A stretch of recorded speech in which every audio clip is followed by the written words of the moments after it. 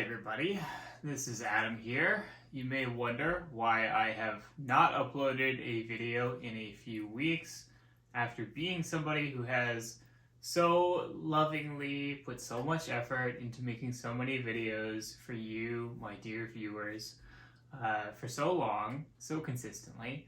And the answer is really simple. It's that I put about 200 hours into Elden Ring in the past month, and that is on top of a lot of other things happening. I had a mini vacation, I quit my old job, I started a new job, and I put 175 hours into Elden Ring. I cannot emphasize that enough. I did that. It took over a large portion of my life for the past month or so. So I just wanted to have a little bit of discussion, a little bit of an explainer as to, how I let that derail so many things in my life, and, just kind of talk over what that means going forward. As always, do not hesitate to smash that like button. Smashing the like button, of course, helps to level up the channel, and it also helps to bless all Himbos around the world with the ability to magically dodge every single attack directed at them in Dark Souls, and of course one-shot every boss attempt. Also, don't forget that I am generally taking on new online fitness coaching clients, and so if you are interested in coaching, you can reach out via the link below. So, is Elden Ring a good game? Yes, it is an amazing game. I put 175 hours into it. I have not put 175 hours into a game in one playthrough in, basically ever. I don't know, maybe The Witcher 3 was probably the closest I came to this. I am somebody who plays games, and I like to be very much a completionist and do everything that I can when I play games. And because of that, I have this tendency to get fatigued when I am playing a game that is too long. Anything that is much longer than, say, 75 hours, maybe 100 hours, for something that I can play as a relative completionist, starts to get exhausting. I managed to get through 175 hours with this game, and that should tell you a lot about just how good it is. I'm actually somebody who bounced off of the Dark Souls series quite a few times. I tried playing Dark Souls 1 multiple times. I ended up getting into Bloodborne, really enjoying it, and then, basically turned the entire Dark Souls series into a pandemic project last year, where basically I sat down and actually played through Dark Souls 1 through 3 all in a row for the first time, and I actually really got it. It kind of clicked, and it really worked for me. I would say that Elden Ring is certainly the best example of the genre. I would say that it is, gameplay-wise, the smoothest, the most up-to-date, the best version of that style of gameplay that you can find. I would say that the new, more open world approach is certainly different, and I think that there are things about it that they didn't do super well, but they were trying something radically different, and it did really move the formula forward very significantly, I think. And I look forward to seeing, of course, what's going to happen next, where they're going to continue pushing the genre. It's also a lot more slick and smooth and easier for beginners to get into.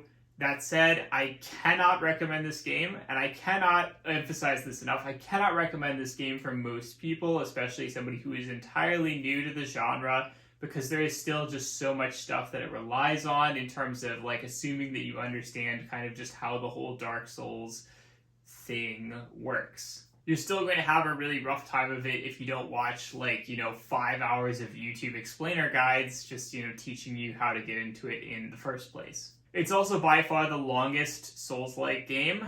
As I've said, I put 175 hours into it. That's multiple times as big as, the biggest Dark Souls game.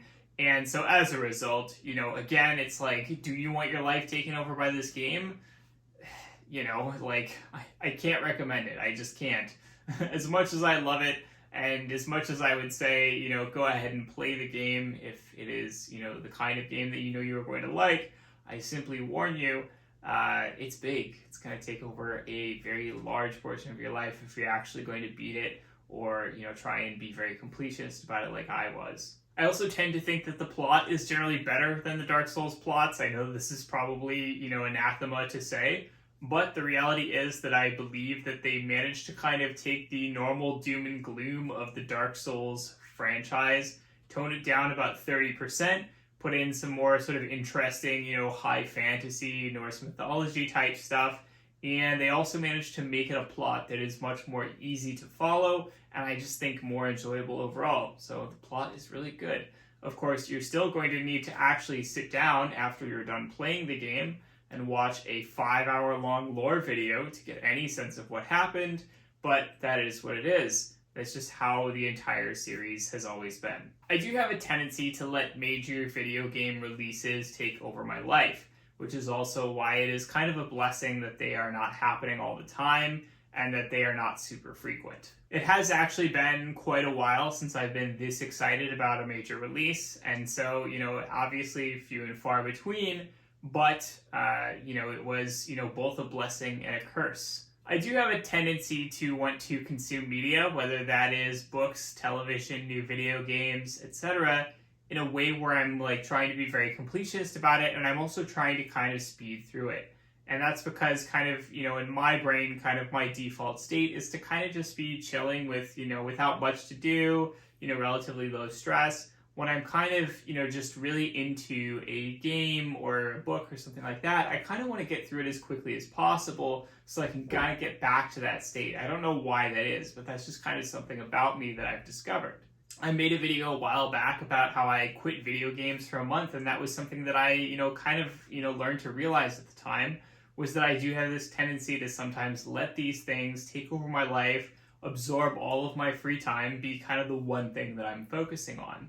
And I recognize that that's not really healthy. I'm generally kind of a lot better about just, managing my chores, managing just all of my tasks and everything else when I don't necessarily have something that I'm super obsessed with at the moment. So it was really fun to have a major release. It was really fun to have a video game that I really loved and enjoyed in a way that I have not for, a very long time, I would say. But at the same time, again, it is a blessing and a curse. It is a good thing and a bad thing. It is a positive and a negative at the same time. I'm typically somebody who really enjoys my work, and I actually typically have my videos done basically about a month in advance. I have about 4 weeks worth of videos done so that I can, make sure that if it happens that I have a bad week or two, that that's not really impacting my posting schedule. And then here I am, I went basically 6-7 weeks without making a video, because I just let that video game take over my life and everything else that was going on at the time. I didn't get any filming done. I didn't get any writing done. I got no side project work done at all. I was just basically staying on top of my base workload and nothing else. And this feels a little bit like a failure as somebody who is all about self-improvement, as somebody who is all about trying to be my best and trying to put in all the work that I can all the time. It is something where you have to recognize that you're not going to be 100% all the time. There are going to be events in your life that are going to throw things off. Maybe it's a few days at a time, maybe it's a few weeks at a time. And the main thing is to focus on not letting that distract you from your goals, not letting that distract you from what you want to achieve. So of course, while it is embarrassing to admit that I have entirely dropped the ball for so long, it is also something where I am excited to get back on track. I am excited to get started again. And that's the way that you should think about it. When you take some time off, when you need to take some time off, you should think about it as, hey, this isn't a failure. This isn't me letting myself down. This is me resting up. This is me reorganizing my thoughts. This is me regrouping, refocusing my energy, and coming back stronger, more prepared, ready to get at it again. So that is what this video is this is the video where I say, hey, I am back on it. You can hold me to that. You can yell at me if I don't stick to my normal posting schedule and so on. I am back on track. So I hope that you have enjoyed this video. I hope that you all enjoy Elden Ring as much as I do, or maybe, just don't. You don't have to buy it. You can just not let it take over your life. Either way, whatever the case is, I hope that you're having a great week. I will talk to you all next week. Have a good one.